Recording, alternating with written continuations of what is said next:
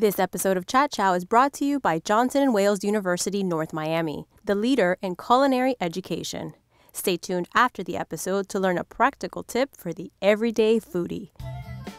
South of Fifth, also known as Sophie, is reputed for being a clean, quiet, exclusive neighborhood away from the congestion of South Beach, but within walking distance to all else that South Beach has to offer.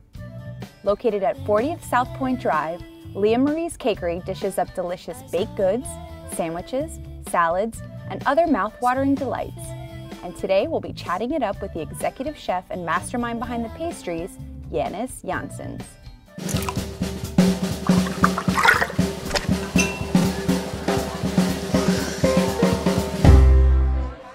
Today we're having Panther Coffee. You're having a cappuccino and I have an Americano. All right, cheers. Cheers. I love Panther Coffee. And these glasses are so cute. So the owner's name is Andy, as you mentioned. I've got to ask then, why the name Leah Marie's? Leah Marie's is the great-grandmothers of Andy's daughters. So Lee and Marie. Both of them famous for baking, of course. One is a cheesecake. Lee's famous for the cheesecake, and Marie's famous for the German chocolate cake. And you guys still sell those? We still sell those. They're actually our top seller cakes. So and you can buy the whole cake? You can buy the whole cake or do them by the slice. By the slice as well. You all support quite a unique cause. I want to know why Andy felt compelled to start a business that supports autism. Andy's best friend, her son got diagnosed with autism 20 years ago. During the year, she saw the struggle they had growing up, not finding a place to work. So she started thinking about how to make a business that would employ adults with autism. And I think it's now starting a bakery, but it also involved other businesses of Andy. VitaCare, which takes care of, it's a toothpaste company, vitamin-infused toothpaste company, and they're working on Crudo Bar, which is a bar concept. And the Crudo Bar is next door, right? Right next door, yes. And it's also just employing... it's employing or supporting autism, either by employment or providing housing. Our goal is to have at least 30% of our staff to be autistic adults. Oh.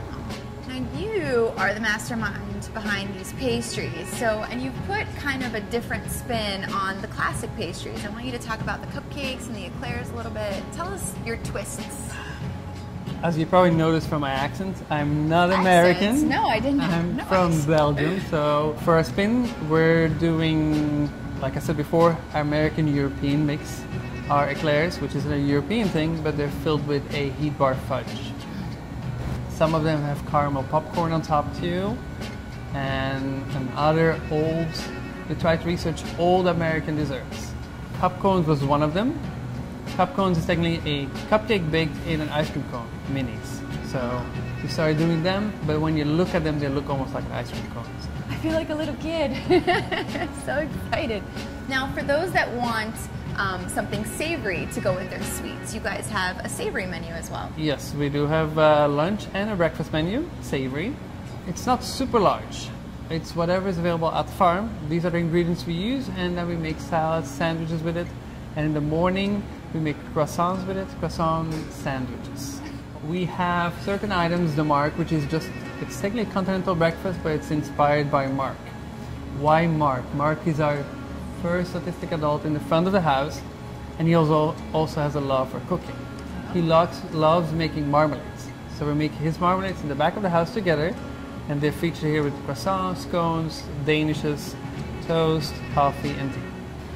Obviously, we have Valentine's Day coming up, and we've got some beautiful presentations here. I want you to talk a little bit about what you guys are doing to allow people to express their love.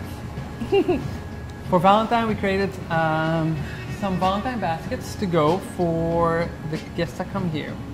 It ranges from flowers, which is the basic, everybody wants flowers, but then we started doing chocolates with it, truffles, a bottle of champagne, chocolate paint that goes with strawberries.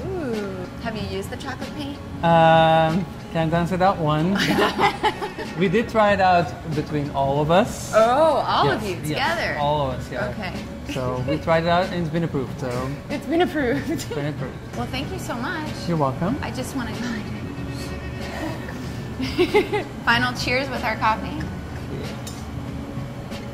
Thank you. Thank you.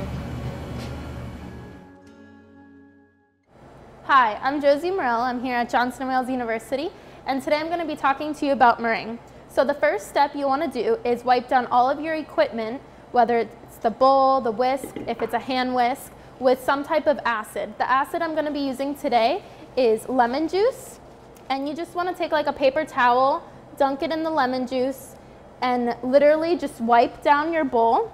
Now the reason we're doing this is so that there's no fat.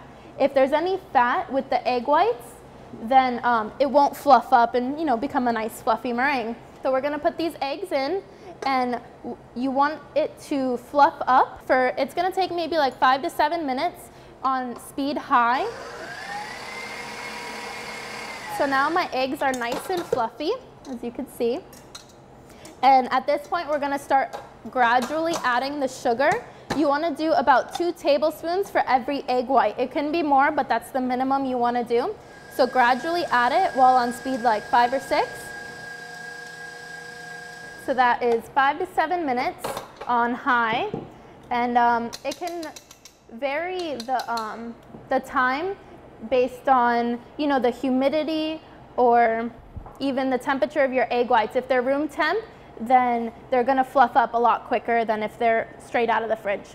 You could pipe this onto a sheet tray, put it in an oven at a very low temperature for a while, make little meringue cookies. You could put it with some fruit as a dairy alternative, or even on top of a lemon meringue pie. So there you have it, meringue.